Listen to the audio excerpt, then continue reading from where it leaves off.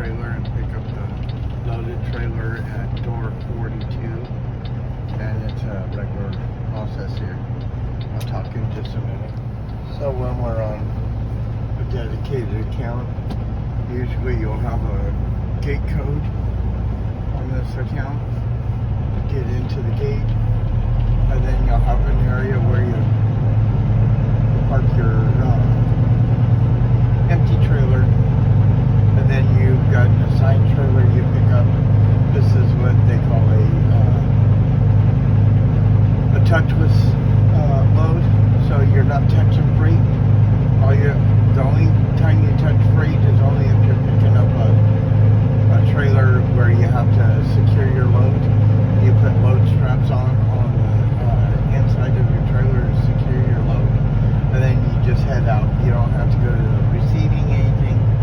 All the paperwork will be inside the back of the trailer. So at the time, right now, the yard jockey asked me if I was having an empty trailer, and since I do have an empty trailer, he asked me if I could help him out by putting the trailer into door 21. And times you do this when you're on a dedicated, when you're working with a dedicated group. I'm not on the dedicated account. I'm just borrowed because I'm an owner operator. But I'll go ahead and put it into the door, and everything will be good. So what you want to do is you want to locate your trailer.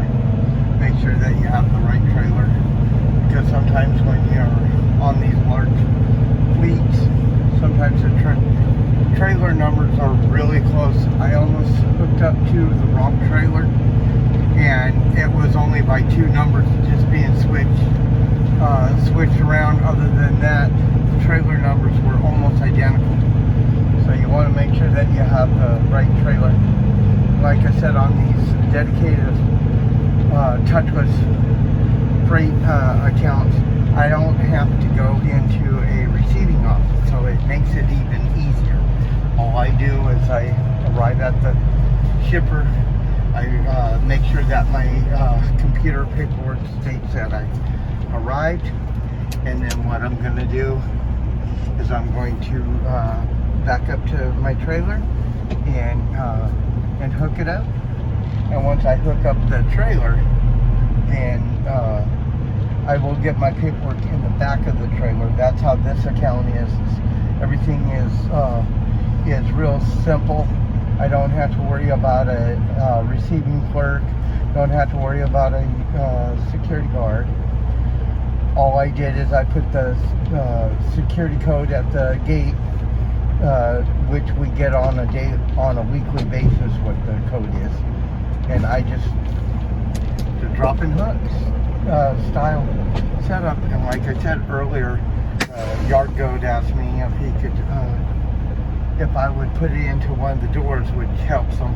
So this is what I'm going to do. I'm going to do this setup, and what I do is I always do my tuck test.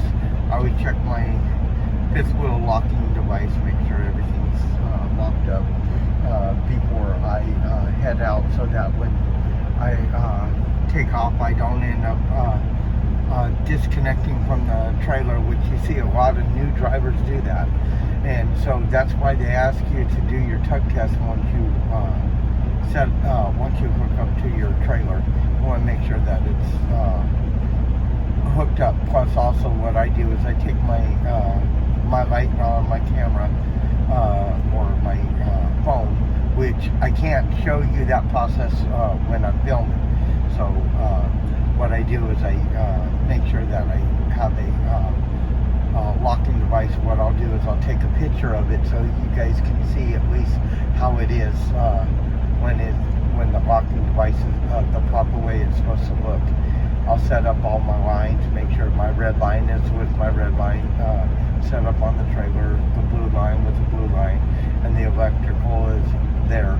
And then what I'll be doing is doing an external light test on my tractor. I have a Kenworth, so I'm able to do that automatic external light test. And what that does is I can check all my lights. It'll do my regular headlights, it'll do my high beams, and it'll do the four ways.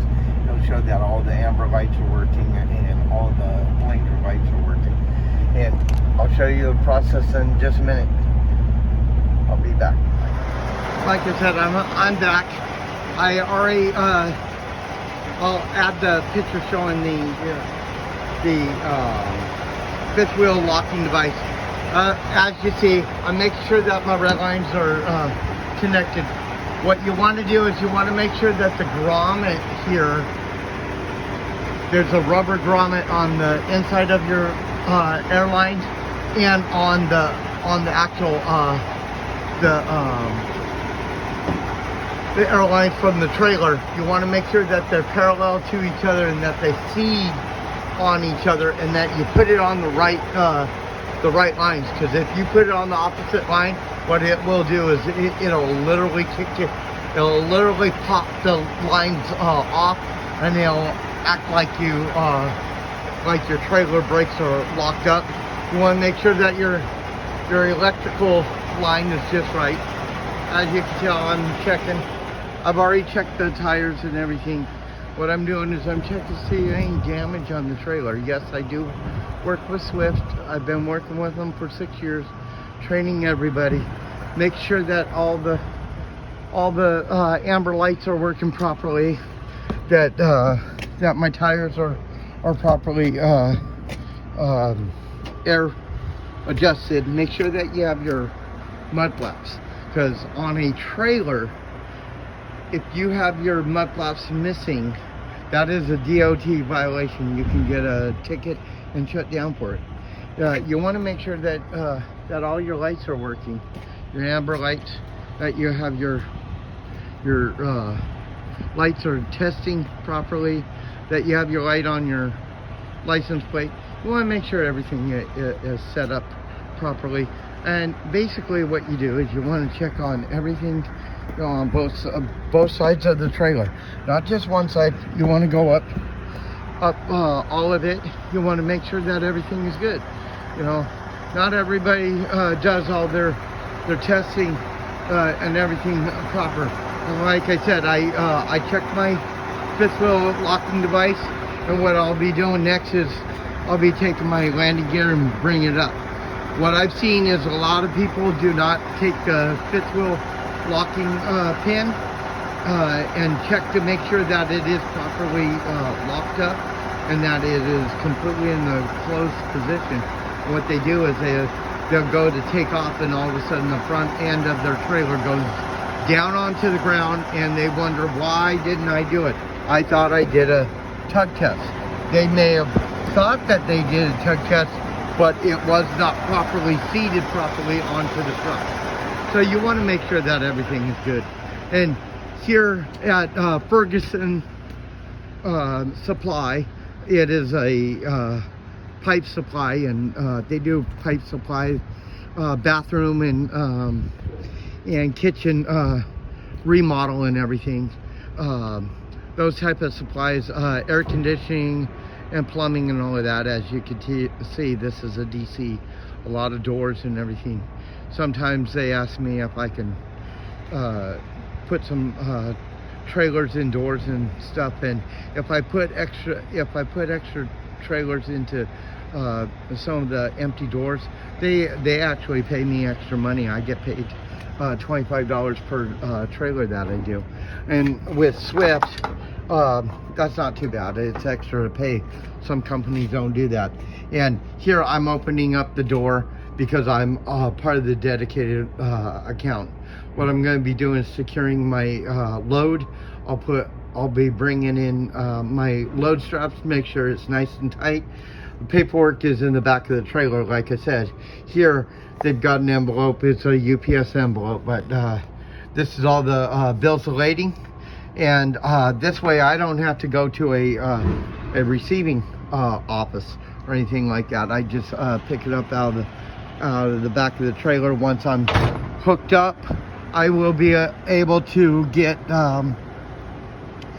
my stuff put, do up my Qualcomm paperwork, because that's what Swift has, is they use the Qualcomm. And what I'll be doing is I'll be getting on the road in a little bit. now I'm gonna go and get my my strap so I can secure the load and everything, and then once I get everything done, then I'll be out on the road. And I just wanted to give you guys a little indicator of what it's like when it's a dedicated account type work. And it's not a bad gig.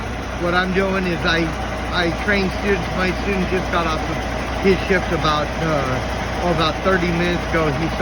He had stopped driving. Yes, he did drive some night shift, but I like to make it where it's half day, half night driving, so that they get a little bit of both types of driving out here on the road. And like I said, this is something that is normal, and on this particular route that I do, signed on as an owner operator with Swift, I'm getting anywhere from 4,000 to 6,000 miles a week, guaranteed every week. I've been doing this for over 5 months now, and so I'm getting really nice checks. My weekly is anywhere from $2,000 to $3,000 a week that I'm taking home as gross.